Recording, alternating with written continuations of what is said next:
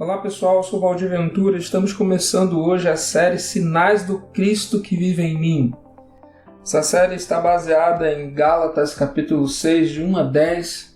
Mas antes de começar, eu gostaria de ler o texto de Gálatas capítulo 2, versículo 20, em que o apóstolo Paulo diz assim: "Fui crucificado com Cristo.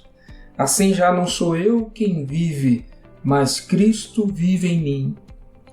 A partir desse versículo, também vemos uma série de explicações de Paulo à igreja da Galácia, no capítulo 3, quando ele explica o papel dos filhos de Deus, e no capítulo 5, quando ele fala da liberdade em Cristo e da vida pelo Espírito.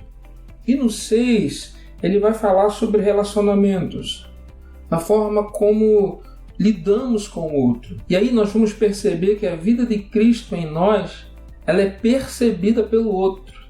Ela é percebida na forma como nós lidamos com as pessoas que estão à nossa volta. E existem algumas perguntas que precisamos fazer se Cristo vive em nós. Nós precisamos nos perguntar se os nossos pés, por exemplo, estão pisando onde ele pisaria. Se a resposta for sim, outra pergunta que precisamos fazer é se o comportamento que temos é o que ele teria no lugar onde estamos. Nós precisamos nos perguntar se a forma como enxergamos a vida, o outro, as circunstâncias pelas quais passamos é a forma como ele enxerga. Se Cristo vive em mim, eu preciso me perguntar se eu estou ouvindo como ele ouve, se eu estou amando como ele ama. Vamos ler então Gálatas 6, a partir do verso 1, que diz assim: "Irmãos, se alguém for surpreendido em algum pecado, vocês que são espirituais deverão restaurá-lo com mansidão." Quais são os sinais do Cristo que vive em nós? Em primeiro lugar, na forma como lidamos com o pecado do outro. A gente tem vivido um tempo em que tem sido difícil para as pessoas suportarem o pecado do outro. Tem sido difícil para as pessoas encararem o outro.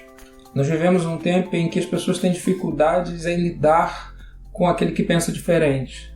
Um tempo em que as pessoas não se suportam mais. Um tempo em que tudo é motivo para uma guerra de ideias, de pensamentos, de visões de mundo. As pessoas têm dificuldade de sentar com aquele que pensa diferente delas. E quando estão diante do pecado do outro, são rápidas em levantar o dedo acusador. Mas o apóstolo Paulo nos lembra que há pessoas que pensam que agem de uma forma diferente. O texto diz: "Vocês que são espirituais deverão restaurá-lo." O texto diz que para aqueles que são surpreendidos em algum pecado, aqueles que são espirituais devem restaurá-lo. Ou seja, aqueles que foram tomados pela vida de Cristo, que são espirituais, deverão buscar a restauração com mansidão. Quando Cristo vive em nós, nós buscamos sempre a pacificação e não a guerra.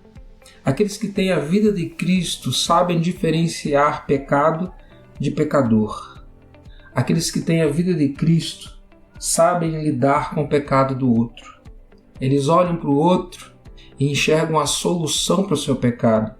Portanto, se relacionam com o outro buscando a restauração e nunca a guerra. Esse é o primeiro sinal do Cristo que vive em mim. É quando eu enxergo o pecado do outro e busco a restauração com mansidão. Eu não levanto o dedo, eu não busco a guerra, eu busco a restauração do outro com mansidão.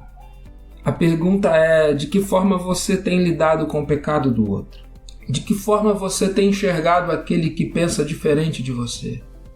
Você tem orado por ele? Você tem buscado a sua restauração? Quando você busca restaurá-lo, você tem feito isso com mansidão? Pense nisso. Fique com Deus e até a próxima.